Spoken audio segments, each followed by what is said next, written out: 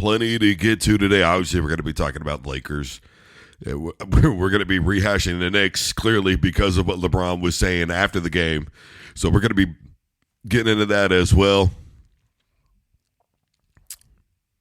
Plenty to get to. Caleb Williams says that statistically, if you go and look at it, he's one of the most accurate passers in college football history. Well, we're going to be getting into that as well. Cam Newton on Peyton Manning. Cam's just been going ham, man. I think we're probably responsible for what Cam Newton is doing, if I'm being honest with you, man. I really do. I think we all hated on that man way too damn much, and he's getting his. Harbaugh gets a Michigan tattoo. That's cool. Tom Brady says that it's all about branding today. Plenty of show to get to. Okay. So LeBron James goes off once again on the officiating, right? If it's not one damn thing, it's another. It's all there is to it. Every damn time with LeBron James, it's something. It's never, here's what we could have done better. It's always, hey, Brody, the refs, hey, man, so-and-so was injured. Before that, though, he's the best player in the world, right? Remember the NBA Finals, Kyrie Irving? No, I'm not worried about them being out, man, because I'm confident I'm the best player in the world. After they lost, well, here's the thing. We didn't have everybody. All right, man. I'll see you, Brody. Yeah, I really just... To try and take away from that game winner from Jamal Murray like that, if anybody were to go and complain about the refs, and look, this isn't the first time, obviously in LeBron's career, the LA Lakers this year have sent letters to the NBA to let them know that they are missing calls. Okay, Karen, I am going to write you a letter because this is just nonsense. We cannot accept this mediocrity. I mean, seriously. Everybody on that team is complaining. Anthony Davis, if I never get Defensive Player of the Year, man, it's just hate, bro. It's just hate. like, where is everybody just suddenly with the LA Lakers just pulling all this stuff out of the bag, man? It's getting real annoying. And LeBron brought up what happened with the New York Knicks, right? Okay, well, first of all, if anybody watched that game, Nick Nurse cannot call timeout if his team doesn't have possession of the basketball. So let's get that out of the way. Since he wants to complain too, let's get that out of the way, all right? And then he also was acting like he was going to call a timeout, but pretty much backed out of it. So it wasn't like a timeout, okay? And we all know that. And if he would have called, if the timeout would have been granted there and the Knicks would have won, you know what he would have said? Well, I didn't really call timeout, bro. Yeah, that's how that would have gone down. Look, there's been some horrendous officiating this season in the NBA. Nobody is going to deny any of that. It has been blatantly horrible. Okay, and I'm not saying that there weren't some calls that were missed yesterday with the Lakers game, but there are calls that are missed every single game. Some more blatant than others, yes, but the king of flops has been getting the calls his entire career. Now there's just been pretty much one season where he's not getting what he's used to getting, and now LaFlop doesn't know how to deal with it. Well, that's just too damn bad, isn't it, Brody? Because we all got sick and damn tired of watching you pretend like somebody threw the world's hardest elbow and you just, like a rubbly, like Gumby or something, wobbling all the way over, falling down on your face. Oh, the agony. Oh, the agony. Did you take acting classes, LeBron? I mean, seriously. Can you just stop, man? Cut the cap, bro. This dude spent the better part of his career pissing off NBA fans because he was getting the most insanely ridiculous calls on planet Earth. And Brody, after that game, was like, look, man, here's the thing. That call against Dio.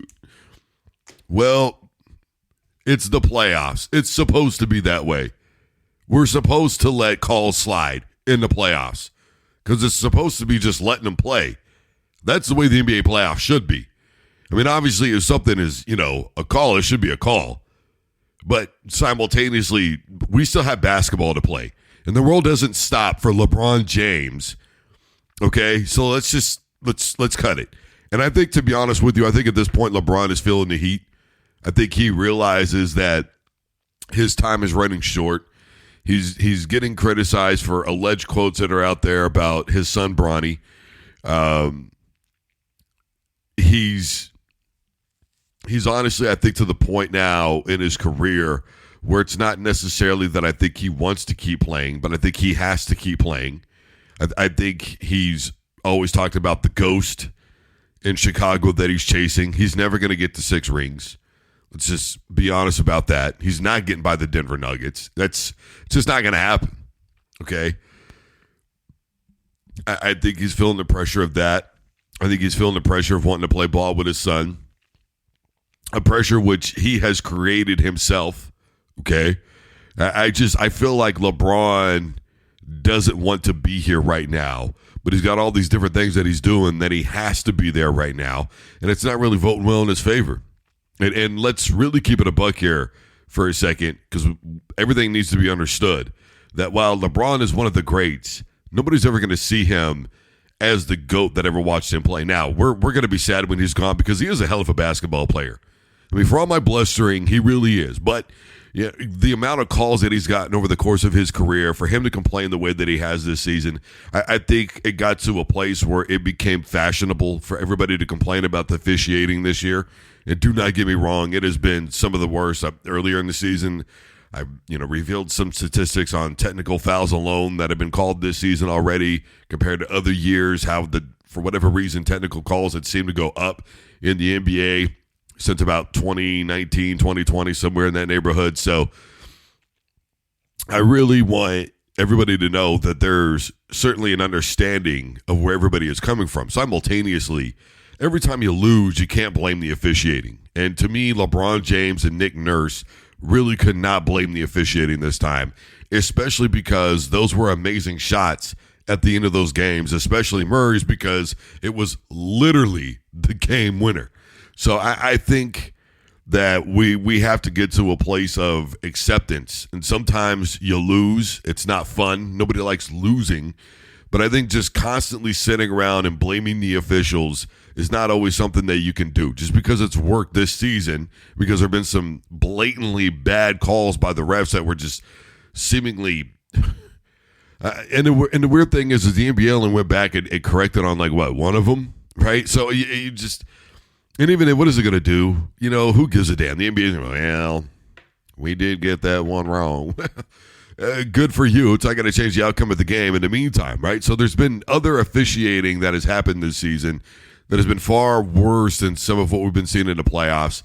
LeBron, I can at least get with a little bit, but not much. I'm telling you right now, it's limited, Brody, especially given all the calls that he's got. And then Nick Nurse, look, you got to have possession of the ball, bro. It's pretty much all there is to it. Now, you could say that he had possession for that 1 millisecond where he was flailing for a timeout, but that's not going to pass it, amigo. The replay did. Man, shut up. All right, that ball was in his hands for a millisecond, and in real time, a call like that needs to stand. Seriously.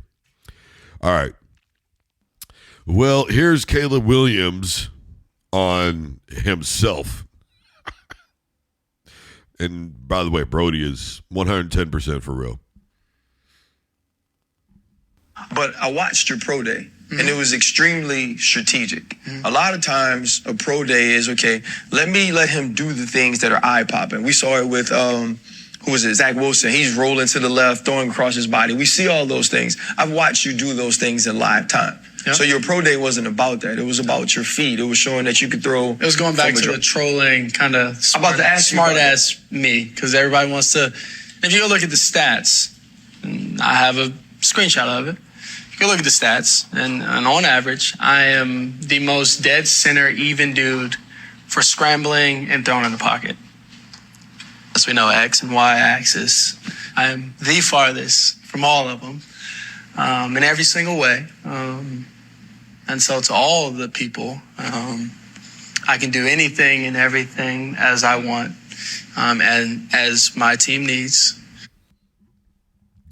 Well, I'd like to know what screenshot Caleb Williams has. I really would.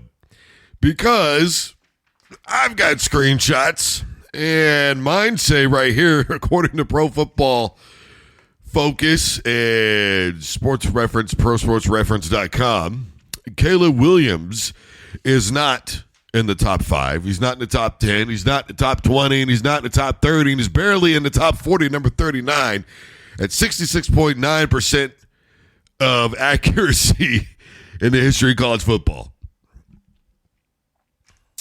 In fact, in terms of passing efficiency rating, I want everybody to know that Tim Tebow is ahead of Caleb Williams, who's in the top 15 of all time in passing efficiency rating, which is fine, okay? But I'm just saying, if you want to say you're accurate when you're 39th of all time,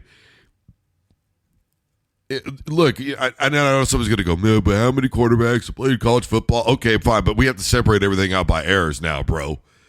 Because, sure, the pass was invented, but how accurate was everybody then? And even then, a lot of times they were more accurate than they are now. Now, you can blame defense, you can blame speed, you can blame 101 different factors. Play calling is completely different.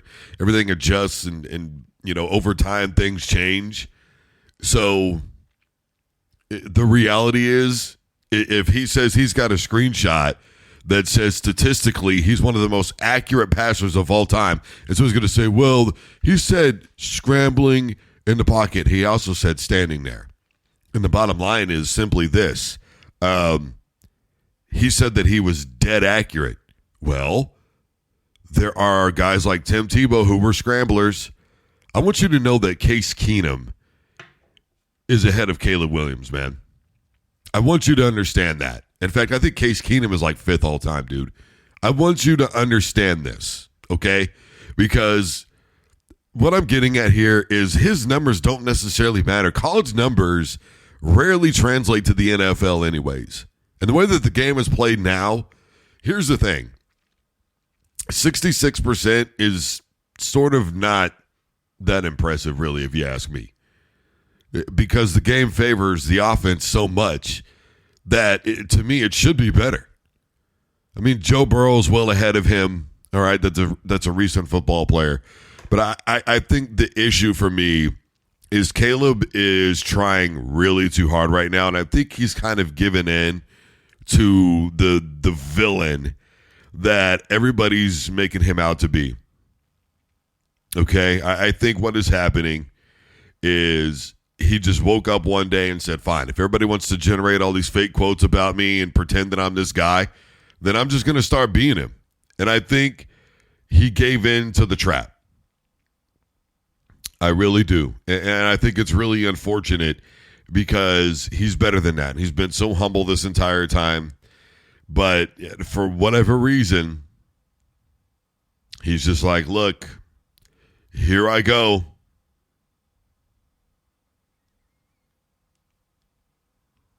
I don't know. Regardless, whatever screenshot he's looking at, I would love to see it. And it better not be some article or some dude's opinion, because that doesn't fly. This is actual statistics right here. So if you go to ProReference.com, SportsProReference.com, and you look up the stats, you're going to see it. StatMuse has the same thing. All right, this is the reality. Passing efficiency, Tim Tebow's ahead of him. Completion percentage, he's ranked 39th of all time. Well, the point of what I'm saying is you can't say, I'm one of the greatest. You're not even top 5, bro. Stop it. Since we're going off statistically speaking, dude needs to stop the cap already. I've done a lot of sticking up for Caleb Williams, but this is one of those where it's an in my stone cold. Well, here's Cam Newton on Peyton Manning. I tell you what. I say this humbly. My success in the league was not good for the upcoming rookie quarterbacks.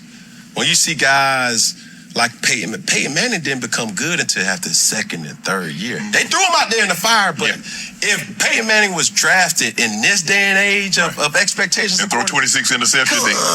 No, hell no. But when you see a guy like a Joe Burrow, when you see guys that have early success... C.J. Stroud, oh my goodness. You want to go somewhere where you can really take your time and becoming the guy your way. You see what I'm saying? And that's just some of the things that you got to think about. So from Prime's perspective, it's not just whether that I think he's trying to run away from. It's the situation. Right. I say this humbly. Well, there's a lot of reality. Look, I've been advocating this for years now. And that is, if you want to be a quarterback in the NFL, the reality is the expectation is too high from the first snap. Now, the media creates that. We create that. It is what it is. I'm not going to sit here and pretend like we don't. What I'm telling you is that expectation is just too high now. In the day and age of social media and all those things, there's no give a guy 2 or 3 years, which they should. I've always said it takes at least 4 years to learn how to truly become a quarterback in the NFL. And if you can't get it done after about your 4th or 5th year, then it's just not meant to be. But I think everybody should be given time. We're talking about 20, 21, 22-year-olds getting drafted into a grown man's game. You've got linebackers sitting on the other side that have been playing for 10 years. Of course, they're going to give him hell and nightmares. Not everybody's going to come right out of the gate and do what C.J. Stroud did. I'm not saying that Cam Newton didn't have a great rookie year, because he did. He damn sure threw less INTs than Peyton Manning did, but then again, so has every rookie quarterback. I think the thing that stood out, obviously, was, the difference in today's game is the mobile quarterback is accepted in the NFL. It wasn't really during Peyton Manning's era. Sure, you had Donovan McNabb, but that was really, about it during that time. And Mike Vick got a lot of criticism. People were saying, look, he's just a glorified running back is all he is, right? They weren't calling him a quarterback. And a lot of times they were doing the same thing with Donovan McNabb.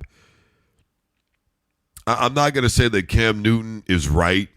I think he's giving himself too much credit, but there have been others, Ben Roethlisberger, for instance, that have come in and had better rookie years and by the way, ended with a ring, if I'm not mistaken. So the first year that Patrick Mahomes came out, I realized he wasn't a rookie, but he sat behind somebody, which is pretty much his point. You got to sit behind, and I've always said that. And look, for everything that I just talked about with Caleb Williams, if I'm him, I'm not going to the Chicago Bears if they draft me. I would not do it. I would go somewhere that is semi-established, that maybe they're a quarterback away or a couple of pieces of the puzzle away, and the next year or two they can continue to do well in free agency and in the draft and all that. Meanwhile, they are preparing me.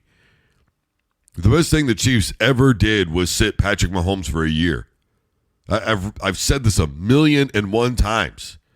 The best thing they ever did was sit him for a year. He learned the playbook. He learned how to be around NFL guys in a locker room. He learned how to establish himself with the team.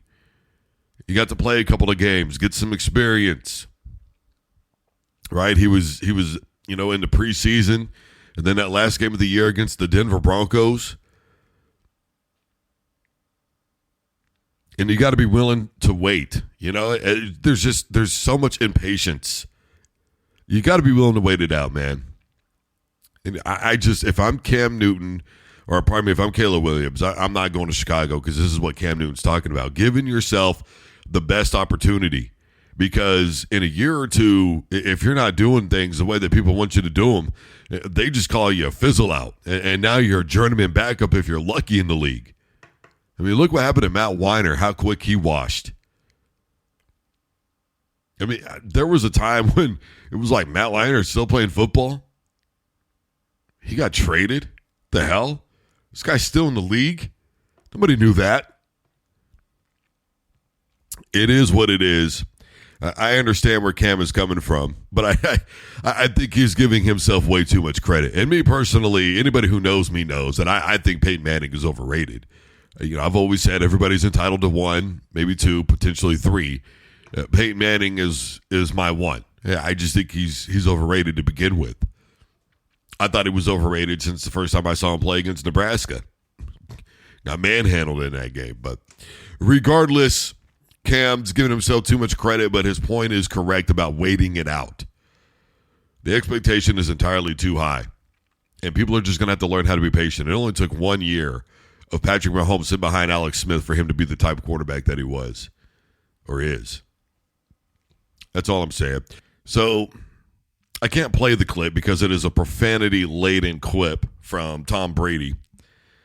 But the long and the short of it is he's on his typical, here we go. Everybody's, cracking on these young kids now for wanting to get their social media clout up. They're saying that's all they care about.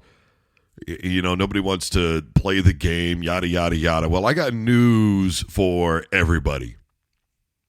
And I understand that Brady is the GOAT. That's fine. That doesn't mean that every opinion that he has is correct. So the reality of the situation is pretty damn simple if you ask me. And that is, he's wrong. That's all there is to it. He is 110% wrong. Why is he wrong? Well, look, I get tired of nobody's worked for anything. They haven't done anything yet.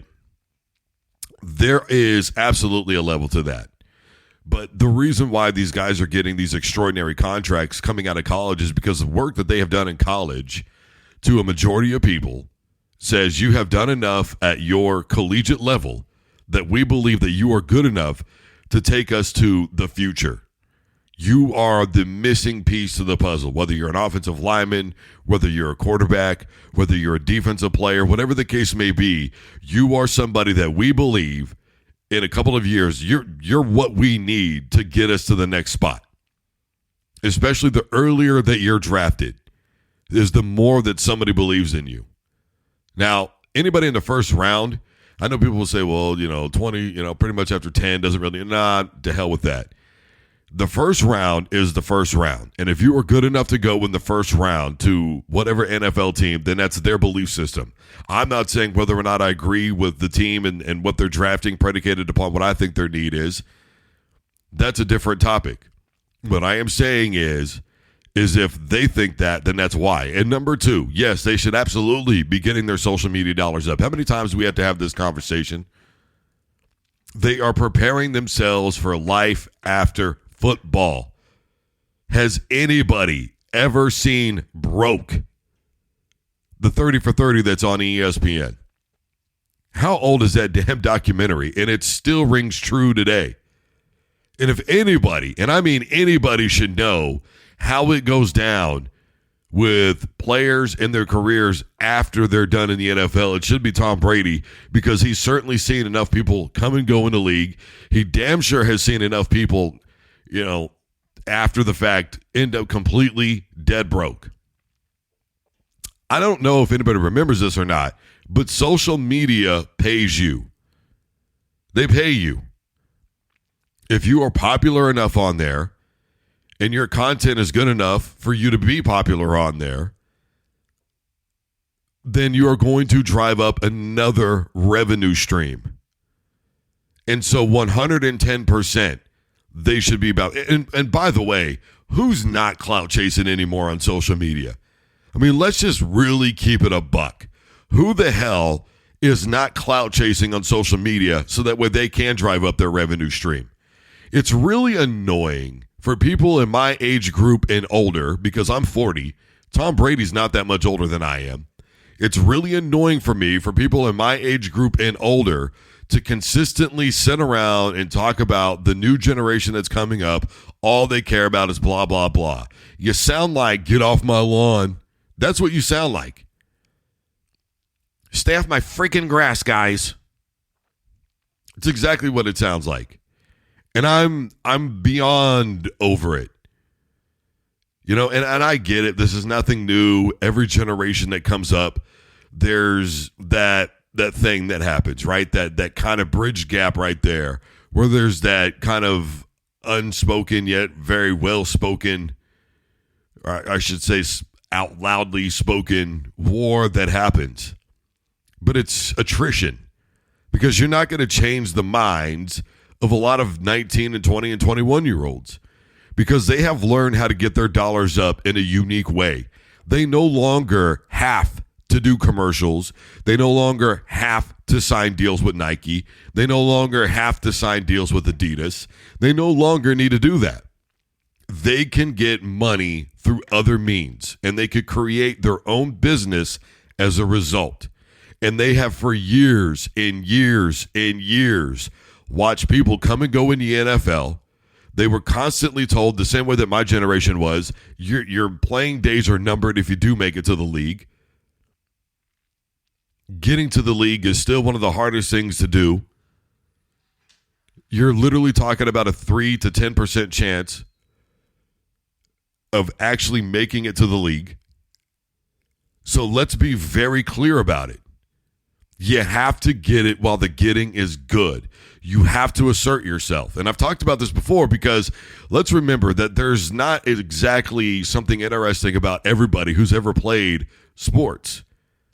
There has to be something about you that is unique, so that way you can continue with social media. But that social media platform can be used as money for your business, so that way whatever business you start up with can actually be successful while you're playing and carry over to when your playing days are over. And that social media can be used to continuously promote said business that you are beginning and that you have going and that you want to keep going after your playing days are over. Remember Latrell Sprewell? He had the rims. How much was he selling them sprees for, man? He had that rim shop, and it failed. While he was playing, yeah, sure, the numbers were up. After everything went down and he was no longer with the Knicks and everything went to hell in a handbasket for good, that was it. So I want everybody to be very, very clear about what I am saying here. That they have to do these things. Who the hell wants to make $100 million only for it to one day be gone? And everybody knows about the outside pressure that you have. Didn't LaDainian Tomlinson's mom demand that he write her a check for $5 million for raising him? I raised you, I need $5 million. That probably tells you how he came up. That should tell you everything you need to know right there. The fact that somebody demanded $5 million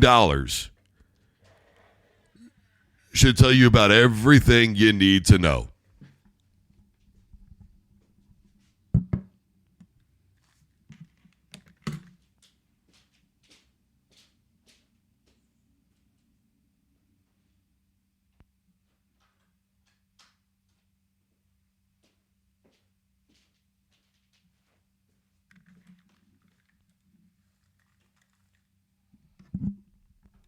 I just want my generation to pause a little bit, because it's not that these kids suddenly just lost their work ethic. I'm so tired of nobody wants to work anymore. Man, that whole nonsense really got bad after the pandemic was over with. Why? Well, because people were finally getting the amount of money that they deserve to survive. That's what the hell was going on. A good majority of people had worked their ass off, and they were finally given the amount of money that they should have been getting the entire time. I'm not saying there weren't people that were irresponsible with that money, because they were. I'm not saying that there's not athletes that are not going to be irresponsible with their money, because they are. I think Travis Hunter is doing way too much. But it is what it is. He's a young kid with a lot of money. You know, he's spending it like hotcakes, burning a hole in his pocket, whatever the case may be, whatever you want to call it. Sure, he's doing it. And I don't necessarily agree with it. Simultaneously, how many of us in his position would be holding on to that money? That's why money management classes need to be taken. Business classes need to be taken. It should be mandatory right now with the NIL deals and all this other stuff going on and the potential that you have on social media, because one day it could very easily dry up. I'm not saying that there's not people out there that are not going to make mistakes with the type of money that they have, but people have been doing that for years, and it's never going to change, ever. So what I need everybody to do is relax, stop pretending that anything that is happening is new, because it's not, and let these athletes get their dollars up now while they can. Caitlin Clark, Angel Reese, let them get their paper, man. It is become ridiculously annoying the way that they are chastised for just living their lives, first of all. Secondly, for doing what everybody's doing, and that's clout chasing. I mean, hell, you could look at it as Tom Brady getting his hair cut and being filmed and talking that BS as clout chasing, because he knows it's going to go viral. There are moments that are going to live in infamy, man, and people are doing whatever they can to capitalize it for the longest time. People want more than their 15 seconds. It comes and it goes, and some come and they go, but if they're smart, they can utilize what they have for after the fact, and that's what social media allows them to do. Well, look at what happened with Colorado and Prime and da-da-da-da-da. I don't give a damn what Dan Lanning says.